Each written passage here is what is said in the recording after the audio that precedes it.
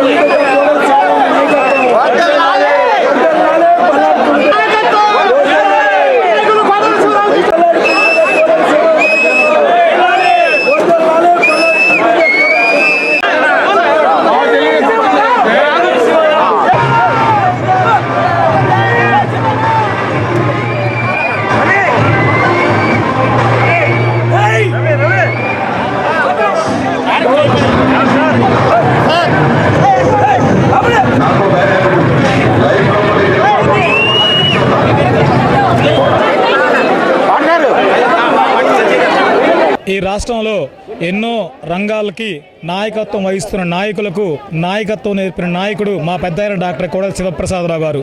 తండ్రి బాటలోనే పయనించడమే కాకుండా కార్యకర్తలకు అండగా పార్టీకి తోడుగా ఉండి మమ్మల్ని అందరినీ ముందుకు నడిపించడమే కాకుండా doctor Kodela Satyanarayana charitable memorial trust అనే సేవా సంస్థ ద్వారా ఆయన చేసిన సేవలు శ్లాఘనీయం, అనిర్వచనీయం. అంతేకాకుండా సత్తెనపల్లి మరియు నర్సరావుపేట 2 నియోజకవర్గాల్లో ఆయన అభివృద్ధిలో ఆయన మార్కు చూపించి రాష్ట్రానికి ఒక పేరు తెచ్చిన ఒక గొప్ప వ్యక్తి.